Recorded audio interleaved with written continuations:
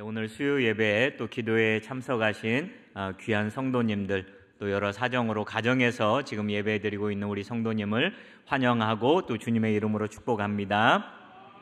우리 전후 좌우 보시면서 이렇게 인사하도록 하겠습니다. 동판이 눈앞에 보입니다. 이렇게 인사하겠습니다.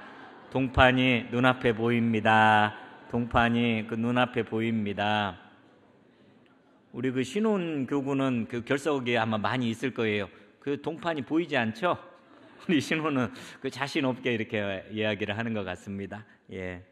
오늘 또 신혼 특송이 있어가지고 많이 참여해 주셔서 감사합니다. 바다에는 밀물과 썰물이 있잖아요. 한 번은 밀물이 밀려오고 또 한 번은 썰물로 이렇게 물이 빠져나가고, 늘 밀물인 경우도 없고 늘 썰물인 경우도 없고, 한 번은 밀물이 왔으면은 그 다음에는 또 썰물이 오고 그런 것 아니겠습니까? 그걸 보다 보면은 인생 같다는 그런 생각이 듭니다. 우리 인생도 항상 밀물만 있어가지고 형통하고 기쁜 일만 있는 것도 아니고, 또 그런 일이 있는가 하면은 또 한편에서는 썰물이 있어가지고 참 아픈 일도 있고 다투는 일도 있고 또 인생의 퇴조기도 있고 그런 것 같습니다.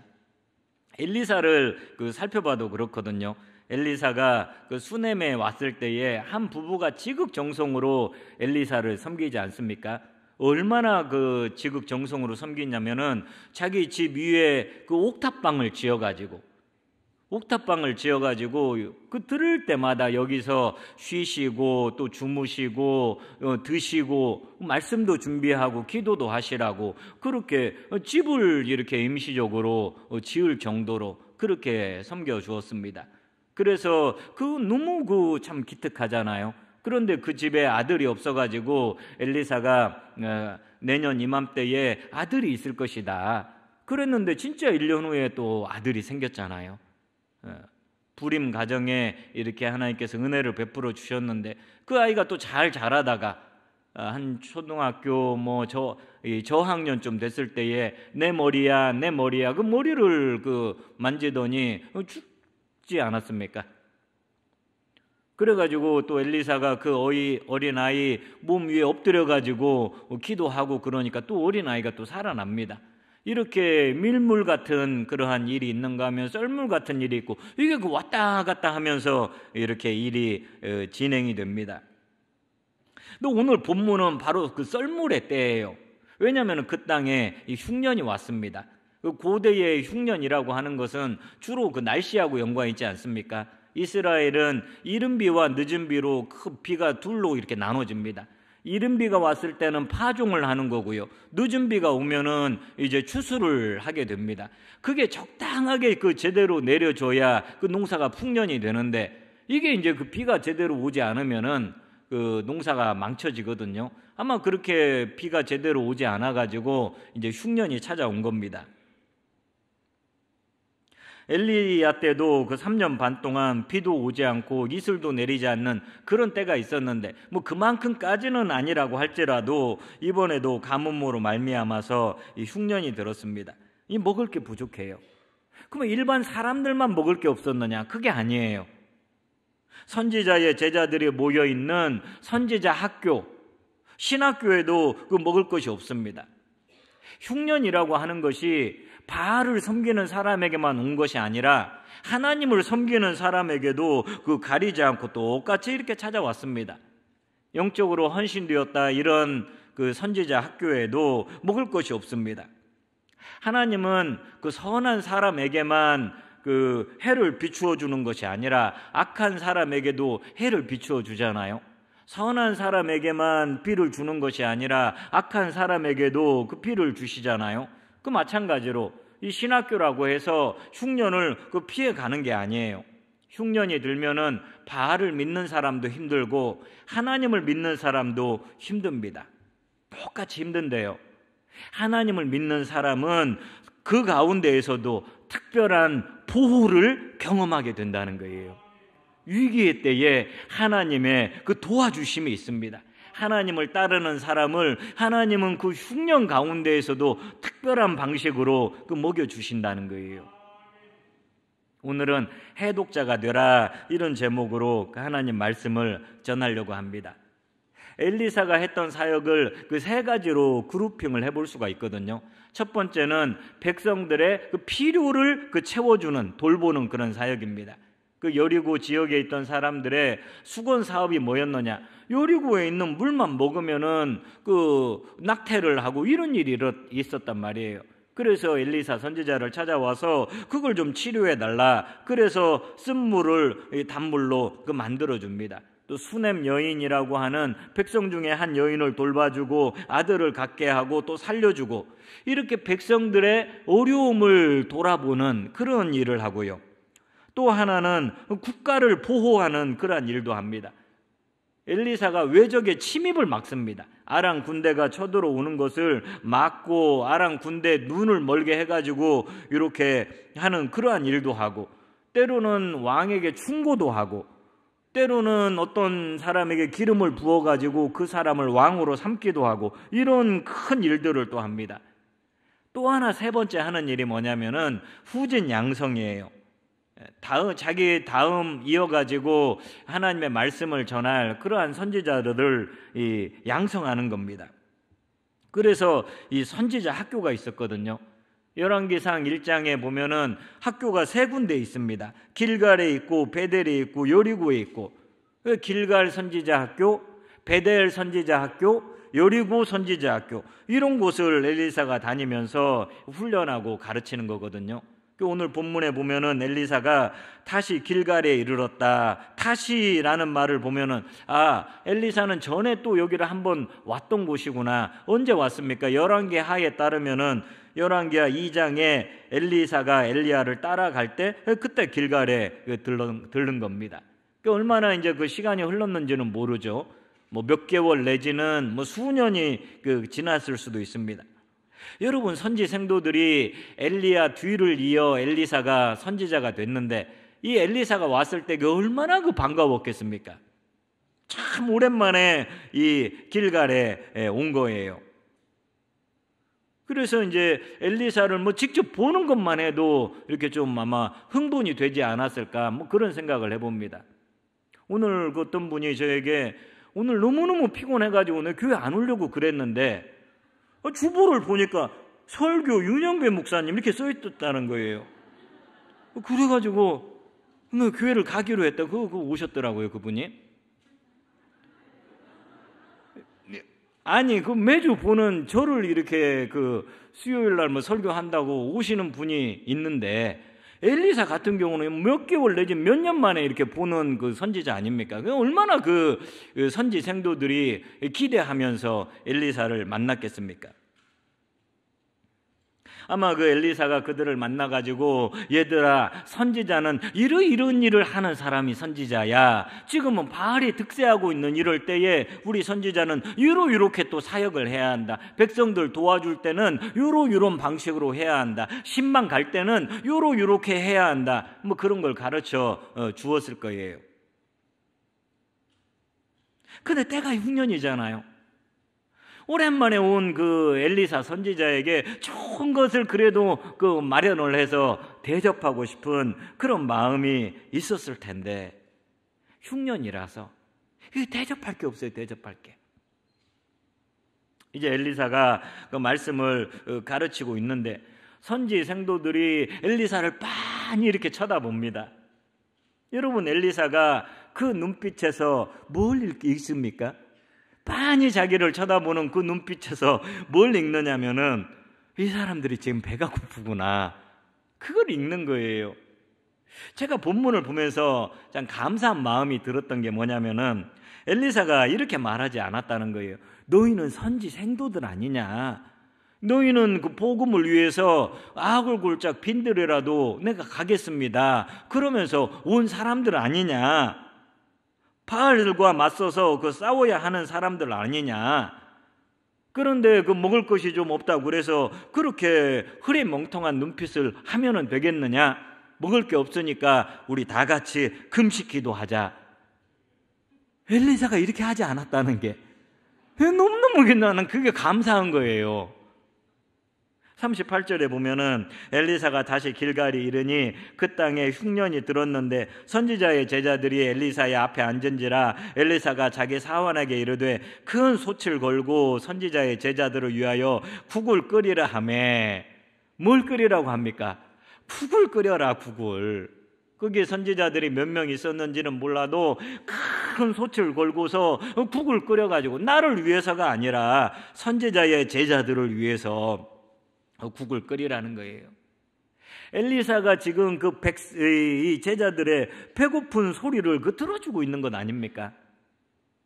선지자는 그건 좀 고파도 돼, 굶어도 돼, 배고프다고 약한 소리 하지 마, 이렇게 한 것이 아니고, 내가 이렇게 그 말씀을 가르치다 보니까 너희들이 지금 무척 배고픈 것 같구나. 이제 공부하는 거 좀 치우고 우리 국을 끓여서 좀 먹자. 그랬다는 게 참 감사해요. 예수님이 오병이어 기적도 일으키지만은 칠병이어 기적도 일으켰잖아요. 여러분, 사실 이 예수님이 일으킨 떡 7개와 물고기 2마리로 많은 사람을 먹이는 것은 제가 볼 때에는 필요 불가결한 기적은 아니라는 생각이 들어요. 어떤 사람이 심한 중병에 걸린 거, 그거 당장 고쳐줘야 하잖아요. 귀신에 사로잡혀가지고 불에도 넘어지고 물에도 넘어지고 이런 사람 바로 고쳐줘야 하잖아요. 제자들만 풍랑 가운데에서 지금 죽굴동 살동하고 있으면 바로 가서 그걸 또 잠잠케 해 주셔야 하잖아요. 그런데 이 먹을 걸 공급한 이 기적은 꼭 필요한 건 아닌 것 같아요. 그냥 자기 집 가서 먹으면 되잖아요. 이게 반드시 꼭 필요한 기적인가 이런 생각이 들기도 해요.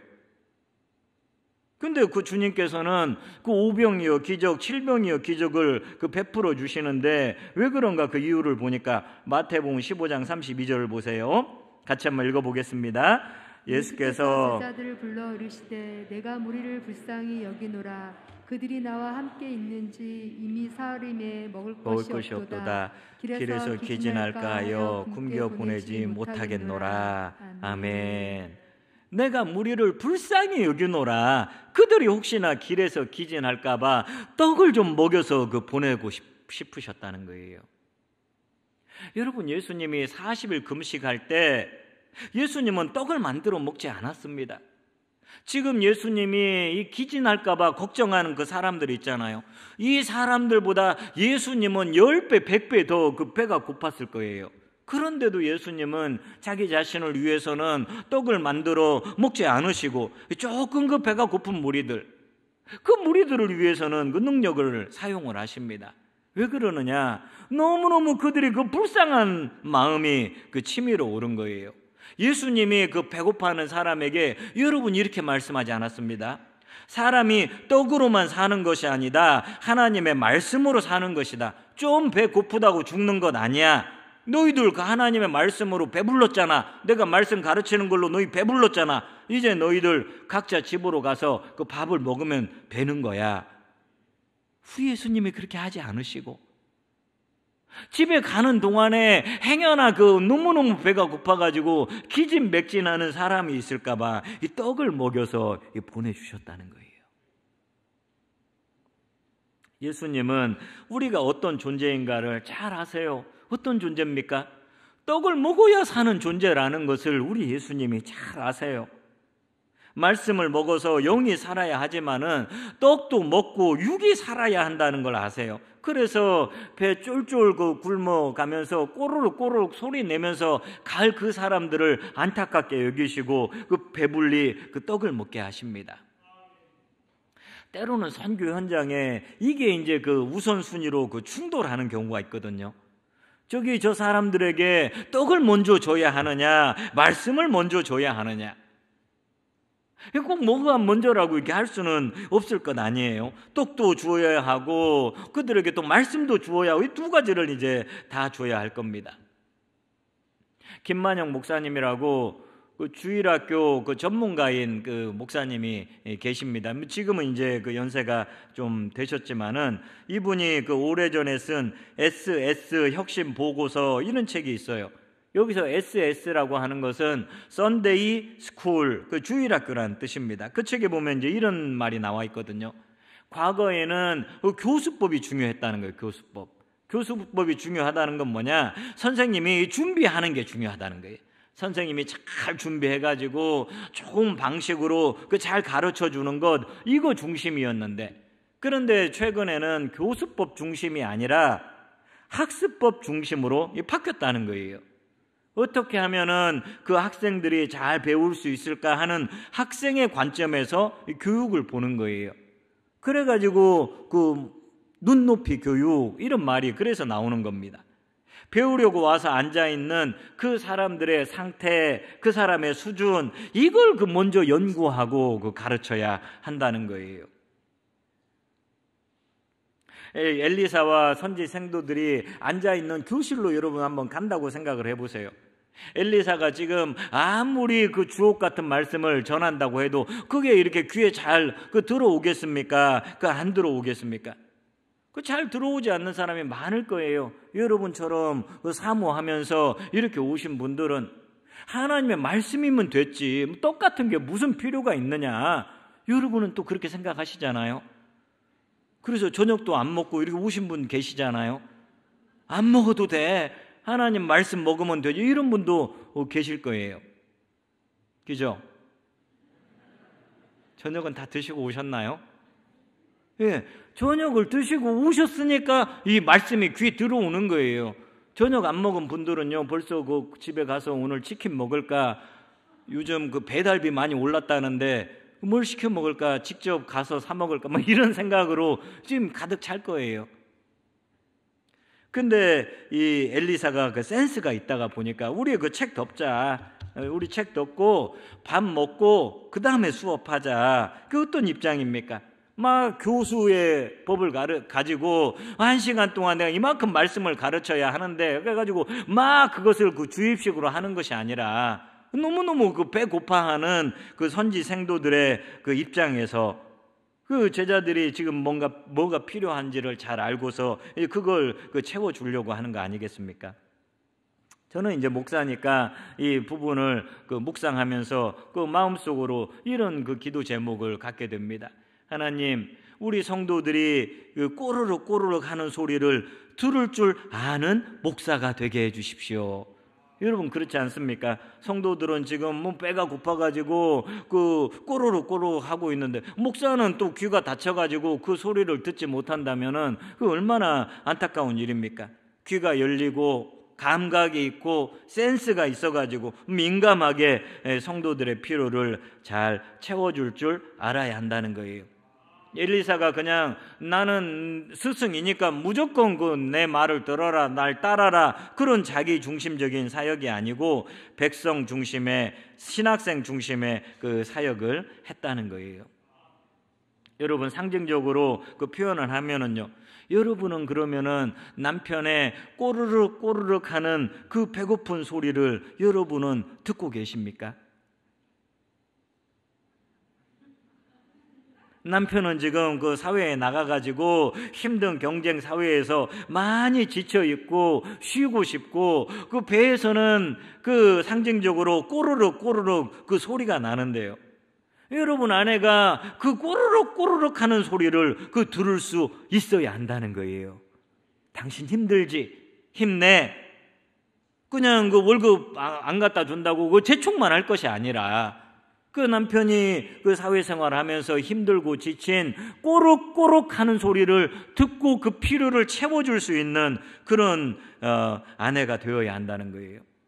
언젠가 제가 신방을 갔는데 성도님 아들이 중학생이에요. 중학교 이제 들어가는 겁니다. 그런데 중학생 아이가 학교 갔다 와가지고 엄마에게 하는 말이, 엄마, 우리 학교는 빨간 가방 들고 다니면 안 돼. 아니 왜? 빨간색 가방을 들고 다니면 어떤데? 빨간 가방은 일진 아이들이 들고 다니는 그런 색깔의 가방이야. 얼마나 놀랬겠습니까? 14살 먹은 아이가 빨간 가방을 가지고 가면은 학교에 안 된다는 거예요. 그걸 고민하고 있는 거예요. 아이들에게는 그런 고민이 있거든요. 그런 아픔이 있거든요. 우리가 알지 못하는. 그때 그 아이들의 그 꼬르륵 소리를 듣고 그걸 놓고서 또 기도할 수 있는 그 우리가 돼야 합니다. 어쩌면 우리가 뭐 좋은 대학 물론 그 아이를 위해서 그렇게 기도하지만은 그것은 약간 그 교수법 중심의 그 기도가 아닌가 그런 생각이 들어요. 좋은 대학 들어가게. 그 아이는 지금 당장 그 빨간 가방을 들고 다니면 되느냐 안 되느냐 이런 문제로 고민하고 있는데 우리의 기도도 이 학습법 중심의 그러한 상대를 배려한 그러한 기도가 되어야 하는 줄을 믿습니다. 엘리사가 이제 큰 솥을 걸고서 국을 끓여 먹자고 합니다. 근데 뭐 선지 학교에 먹을 게 없잖아요. 그러니까 선지 생도들이 다 밖에 나가가지고 들로 가고 산으로 가고 그 좀 먹을 만한 것, 끓여 먹을 만한 것을 이제 채취하러 갑니다. 그걸 따라갑니다. 근데 그 중에 한 사람이 들포도 덩쿨을 만났는데요. 거기 보니까 먹음직한 이 호박들이 막 주렁주렁 매달려 있는 거예요. 그 선지생도가 막 땀을 뻘뻘 흘러가면서 열심히 그 호박을 땄습니다. 너무 많이 따가지고 양손으로 들고 올 수가 없어가지고 옷을 벗어가지고 옷에 싸가지고 이제 가져오는데요. 사람들이 그 들과 산에서 따온 것들 뭐 이런 것들을 이제 큰 솥에 넣고 이제 끓입니다.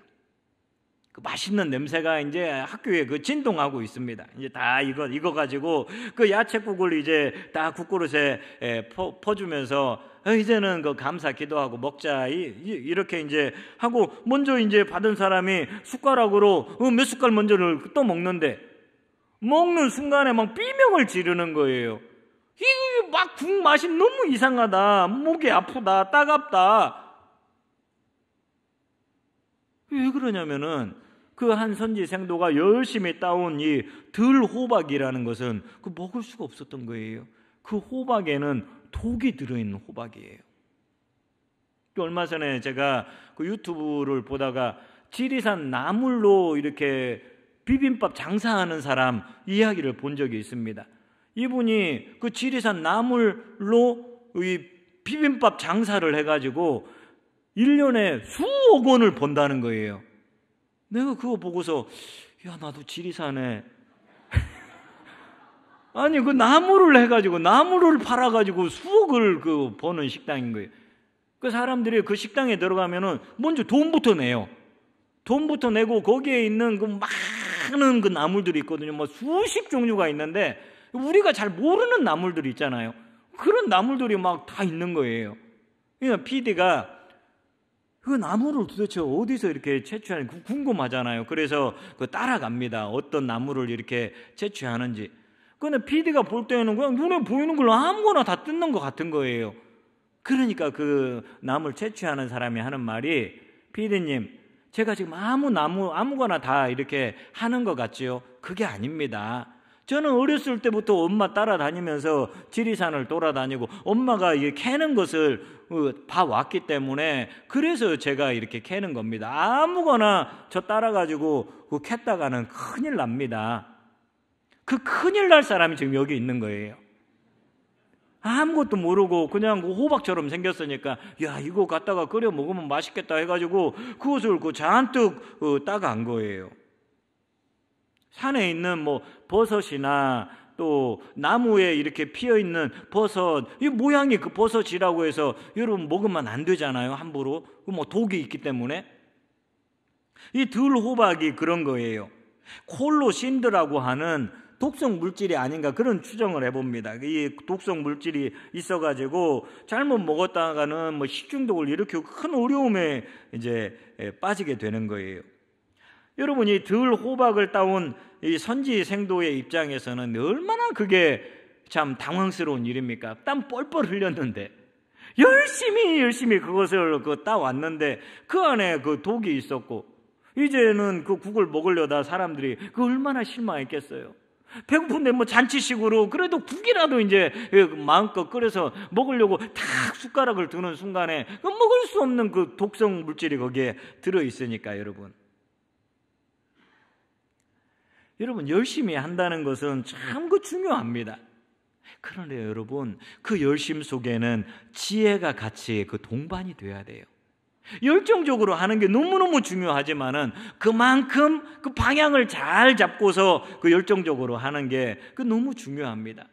사도 바울을 보면 얼마나 그 사람이 그 열심이 있는 사람입니까? 근데 그가 예수님 만나기 전에 가지고 있었던 열심은 오히려 하나님과 정반대 방향의 그 열심이지 않았습니까? 빌립보서 3장 5절 6절을 보세요. 5절은 제가 읽고 6절은 여러분이 한번 읽어보겠습니다. 나는 8일 만에 할례를 받고 이스라엘 족속이요 베냐민 지파요 히브리인 중에 히브리인이요 율법으로는 바리새인이요 열심으로는 교회를 박해하고 율법의 의로는 흠이 없는 자라. 이 바울이 막 정통 유대인 중에서도 유대인, 율법 잘 지키죠.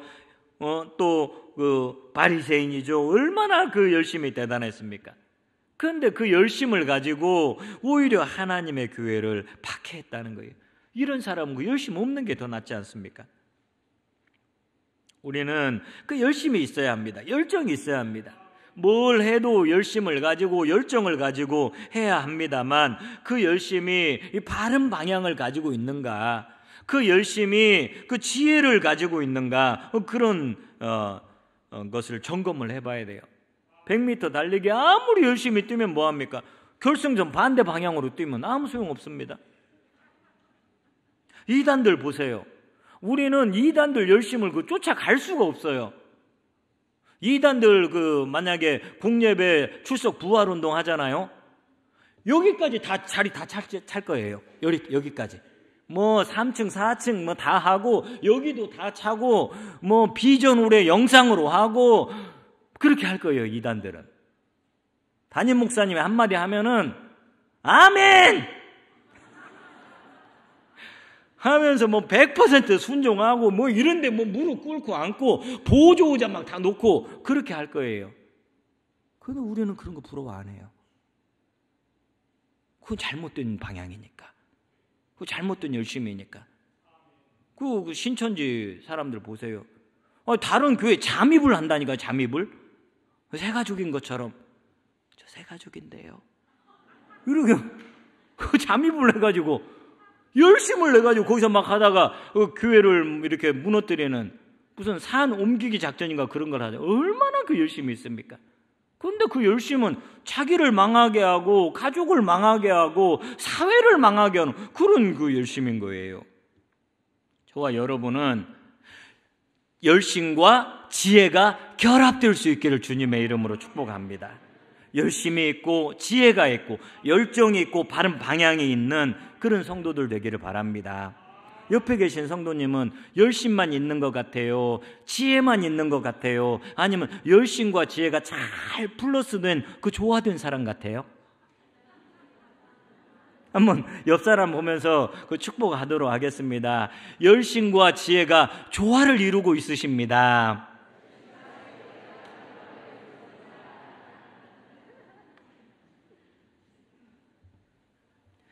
이렇게 열심히 끓여가지고 이제 기분 좋게 먹으려고 했는데 거기에 그 독이 들어있으니까 선지자들이 얼마나 놀랐겠습니까? 얼마나 실망했겠습니까? 차라리 그 국을 끓이지 않았는 게 낫지 않겠어요? 이제 그 맛있는 냄새도 나고 이제 정말로 그 먹으려고 했는데 얼마나 실망했겠습니까? 그래서 엘리사 선지자에게 이렇게 이야기합니다. 40절과 41절에 보니까요. 이에 포다가 무리에게 주어 먹게 하였더니 무리가 국을 먹다가 그들이 외쳐 이르되 하나님의 사람이여 솥에 죽음의 독이 있나이다 하고 능히 먹지 못하는지라. 엘리사가 이르되 그러면 가루를 가져오라 하여 솥에 던지고 이르되 포다가 무리에게 주어 먹게 하라 하매 이에 솥 가운데 독이 없어지니라. 여러분, 엘리사는 그 놀라지 않아요. 참 그 대단해요. 담담하게 그 가루를 좀 가지고 오너라. 이 밀가루를 말하는 것 같아요. 밀가루를 가지고 와라. 그래서 그 가루를 그 솥에 던지고 이제는 그걸 갖다 또 먹으라는 거예요. 뭐 이 가루에 뭐 밀가루의 성분은 뭐 그 화학 기호로 뭐고 이 또 아까 콜로 뭐 무슨 독이 있었잖아요. 그 독의 그 화학 기호는 뭐 제가 그 화학 기호를 몰라가지고 여러분 그 말해도 모르잖아요, 그죠? 여러분도 그러니까 그거 이제 뭐하고 이렇게 합쳐져 가지고 독성이 없어지고 뭐 그런 차원이 아닐 거예요. 하나님의 능력인 거죠. 밀가루에 무슨 화학 성분과 뭐가 결합해가지고 없어졌다기보다는 하나님의 능력으로 그 독이 제거가 된 거예요. 선지 생도들끼리 둘러 앉아가지고 야 이제는 그 맛있어졌네, 그 달아졌네 이러면서 이제 막 먹고 있는데 그 중에 제일 미안한 사람 한 사람 있겠죠. 누구예요? 그 들호박 따온 사람. 자기가 이 들호박 따오지 않았으면은 그 사람들에게 이런 어려움을 주지 않았을 텐데 그건 그냥 좋다고 그걸 몽땅 따왔는데 한바탕면은 그 선지 생도들이 다 집단 식중독에 걸리고 큰일 나고 KBS 뉴스에 나오고 이럴 뻔했잖아요. 자기 때문에 그 즐거운 식사 시간이 다 망쳐지고 선지 생도들도 굶고 엘리사도 굶고 그럴 상황인데 하나님께서는 그것을 역전시켜 주십니다. 선지자들의 그 선지 생도의 부끄러운 마음, 미안한 마음, 이것을 기쁨으로 바꿔 주십니다. 들호박을 마치 애호박으로 이렇게 바꿔 주신 것과 같아요. 하나님께서는 선으로 바꾸어 주십니다.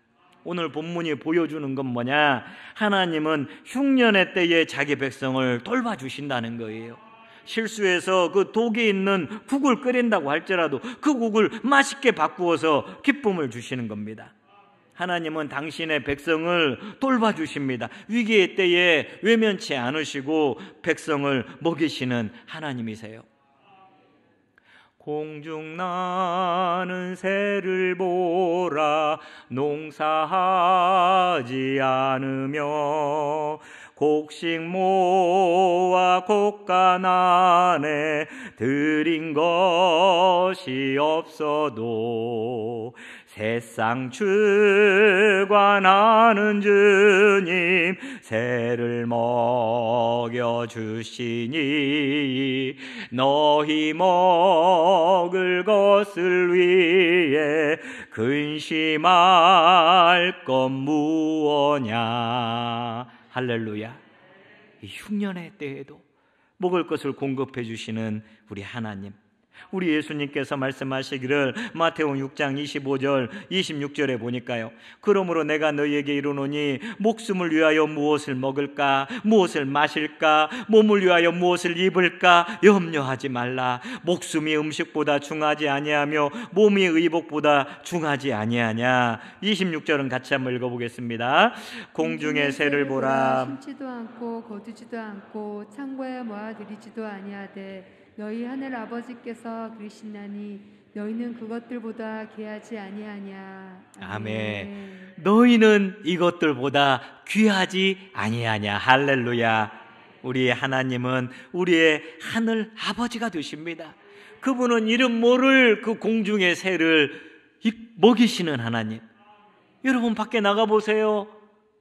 들풀이 쫙 펼쳐있는, 우리가 그 모르는 들풀이 얼마나 많습니까? 그 들풀을 입혀주시는 하나님이 우리 하나님이세요. 그 하나님께서 우리를 먹여주시고 입혀주시는 줄을 믿습니다. 어떤 위기 가운데서도 함께 하셔서 위기를 벗어나게 해주시는 능력의 하나님이신 줄을 믿으시기를 바랍니다. 마지막으로 한 가지 더 살펴보기를 원합니다. 하나님께서 엘리사를 통해 가지고 독이 있는 그 국을 갖다가 맛있는 국으로 바꾸어 주십니다. 우리 하나님이 하시는 일이죠. 어떤 분이 그 본문을 주석하면서 이렇게 주석을 했습니다. 그리스도는 우리를 사망에 이르게 하는 죄라는 독성을 제거하시기 위하여 십자가에서 보혈을 흘려 주셨습니다. 아멘. 참 적용하는 이 주석이 너무 은혜롭더라고요. 죄라는 독성을 다 제거하기 위해서 그 예수님께서 십자가에서 보혈을 흘려주셨다는 거예요. 저와 여러분이 그 죄라는 치명적인 그 독소에 쏘여가지고 전부 다 그 사망에 이룰 수밖에 없는데 우리 주님께서 십자가를 통해서 그 독성을 다 제거해 주신 줄을 믿습니다. 우리 주님께서 해독자가 되신 거지요. 이걸 조금 더 확장해서 저와 여러분도 독을 없애는 해독자로 부름받았다고 생각을 합니다. 근본적으로는 우리 예수님이 우리에게서 독을 다 제거해 주시는 분이시요, 또 그 해독을 경험한 우리가 우리의 삶에서 해독자의 삶을 살아가야 한다는 거예요. 그 성 프란시스코가 이 평화의 기도라는 시를 남겼잖아요. 주여 나를 평화의 도구로 써주소서. 미움이 있는 곳에 사랑을, 다툼이 있는 곳에 용서를, 의혹이 있는 곳에 믿음을 심게 하소서. 절망이 있는 곳에 희망을, 어두움이 있는 곳에 빛을, 슬픔이 있는 곳에 기쁨을 심게 하소서. 그 예수님의 그 십자가 은혜를 경험한 사람이 가야 하는 길이 바로 이런 길입니다. 우리의 삶에 있는 여러 가지 그 독성을 제거하는 그 해독자의 길. 그래서 우리가 가는 곳에, 우리가 있는 곳에, 여러분이 가는 곳에, 여러분이 가면, 제가 가면 미움이 바뀌어가지고 뭘로 바뀌어요? 사랑으로 바뀌어요. 할렐루야. 뭐 다툼이 있는 곳에 제가 갑니다. 여러분이 갑니다. 그러면은 거기에 용서가 있고, 의혹이 있는 곳에 가면 믿음이 생기고, 절망이 있는 곳에 가면 희망이 생기고, 어둠이 있는 곳에 가면 빛이 비치고, 슬픔이 있는 곳에 가면 기쁨이 나타나기를 바랍니다. 우리는 아브라함을 따라 복의 통로로 부름 받았다는 거예요. 말씀을 마무리하도록 하겠습니다. 하나님께서는 우리의 하늘 아버지가 되십니다. 새를 먹이십니다. 들꽃을 입히시는 분이 우리 하나님이십니다. 그 하나님께서 우리를 오늘도 돌봐주시고, 위기를 만난 우리 사랑하는 성도들, 위기를 능히 극복할 수 있도록 힘을 공급해 주시는 줄 믿습니다. 우리 예수님께서 십자가에서 죄의 독에서 우리를 해독시켜 주시고 해방시켜 주신 줄을 믿습니다. 저와 여러분도 이 예수님을 따라서 해독자의 삶을 살아갈 수 있기를 바랍니다. 하나님께 지혜를 구하고, 하나님께 열심을 구하고, 또 주변 사람들의 필요에 민감하게 반응하고 채워줄 수 있는 그런 저와 여러분 될 수 있기를 주님의 이름으로 간절히 축복합니다. 제가 기도하겠습니다.